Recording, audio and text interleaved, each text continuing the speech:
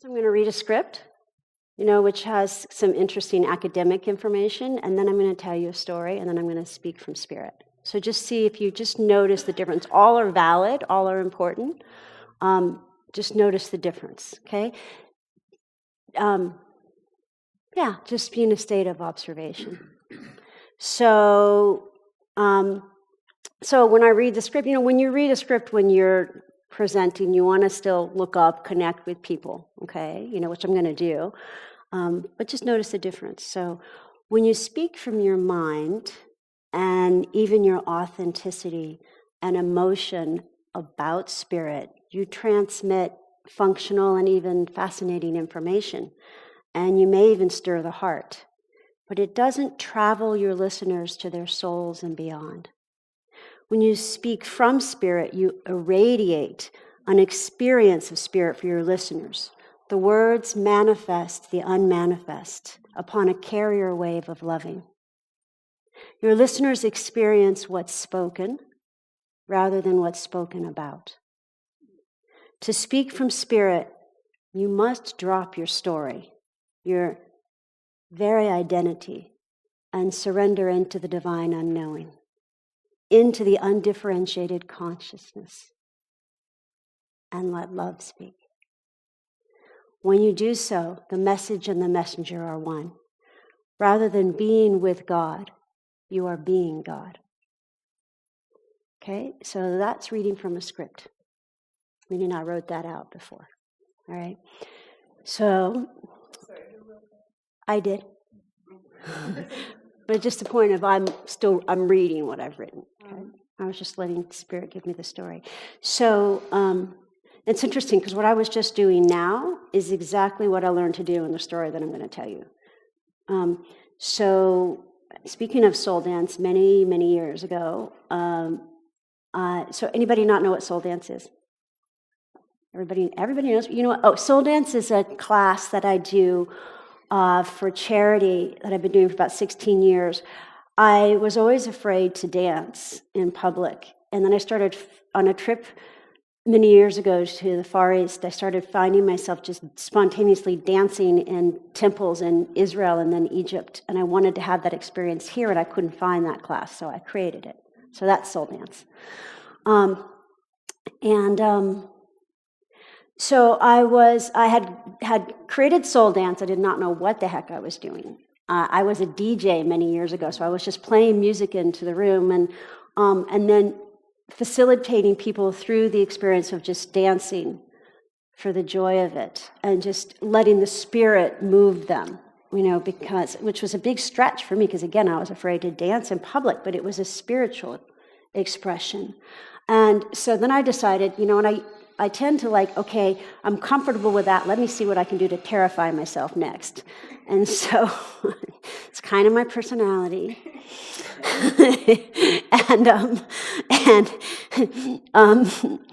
So I was at a training called Living in Grace, where there was, at the time, it was very big. There was, I don't know, how many people was this? Was one of the big ones, maybe 400 people, 500? 350, okay.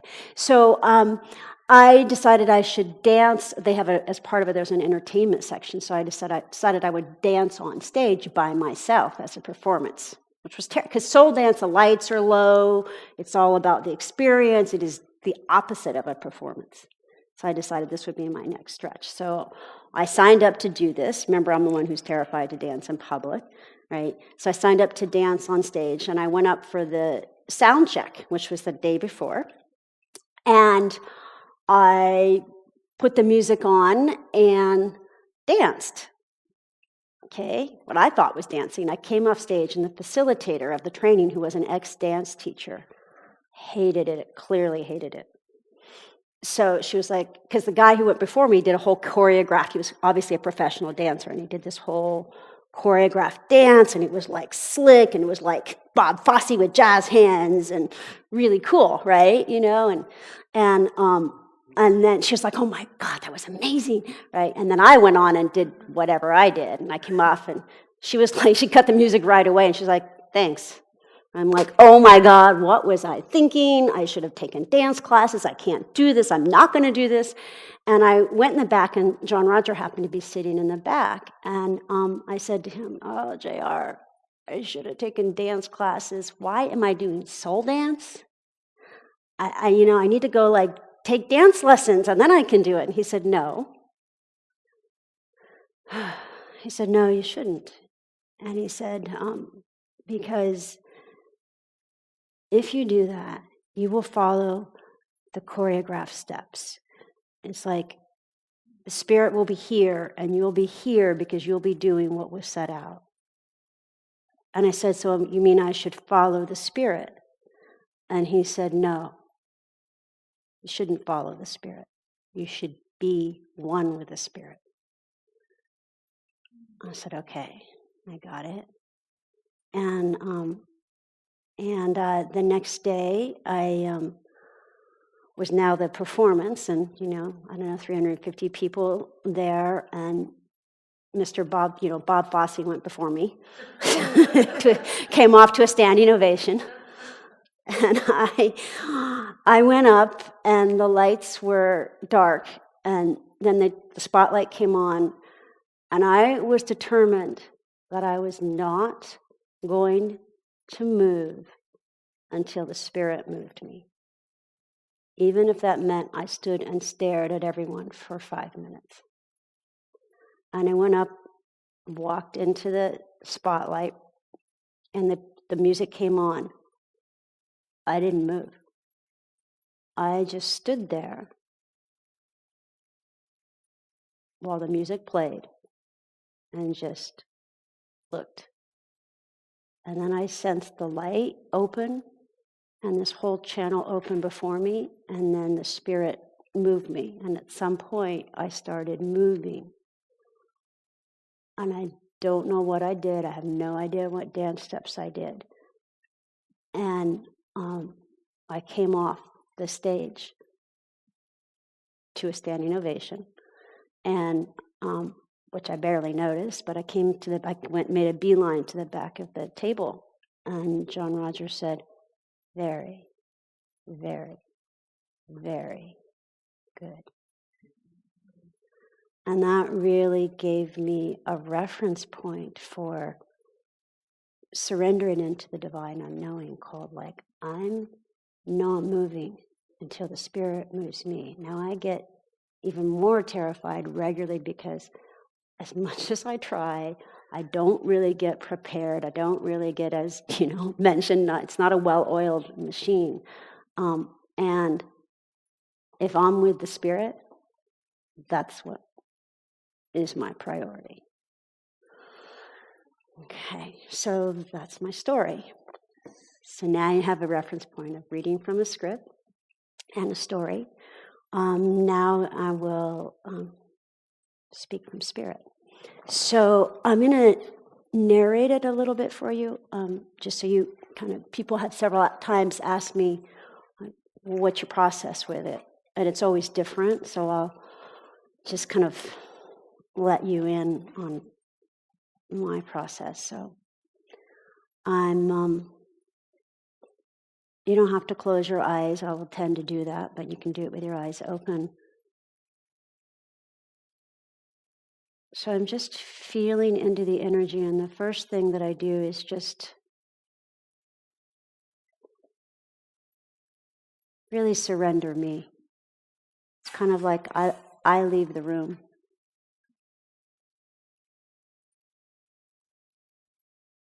And keenly aware of being in the presence of loving. And then I look to see who's present, what manifestation of Spirit is present. And now I'm aware of the energy, and I'm going to go with it. Upon and within, allow the voice that is the audible light stream to flow and to take you gently to its chest, to hold you. You see, you want God to be a personage. God is not a personage, though God is a loving father and mother. And you say, but that's disparate. That's a contradiction in terms. And we say, God is love.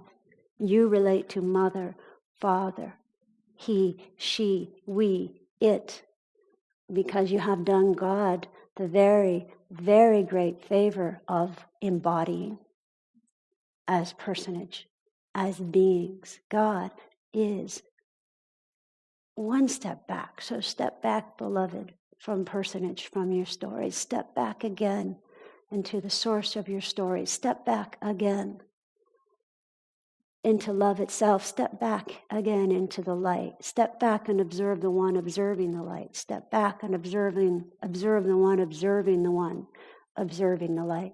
Step back, fall back, relax, recline back onto the broad chest of the only God, which is God. And you say, but again, you're talking about a chest. You're anthropomorphizing God. We do not get caught up in the words, whatever brings you to love is God. Truth is that which lives. You are the consciousness of the divine this moment. Why tarry? I am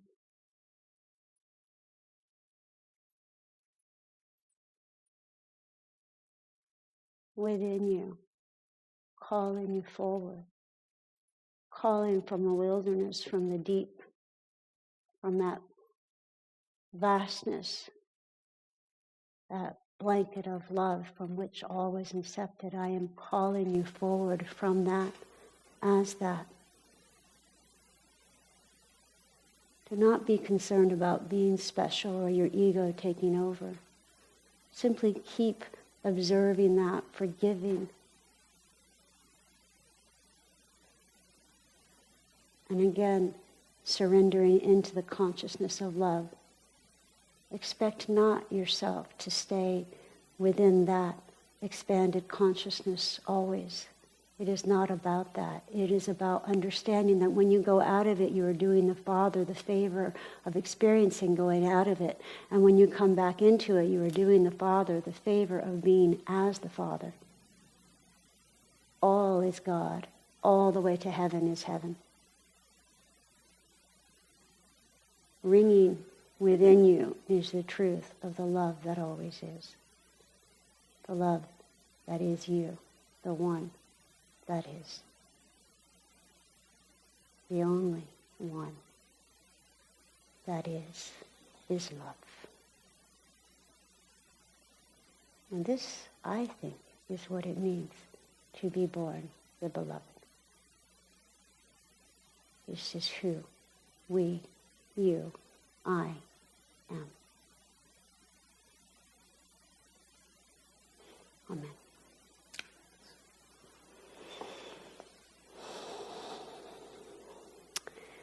So that's 3 different reference points. So would again just like to hear from a few of you about what your experience was, the difference between what was the value of each, and which moved you the most? Which did you find most evocative?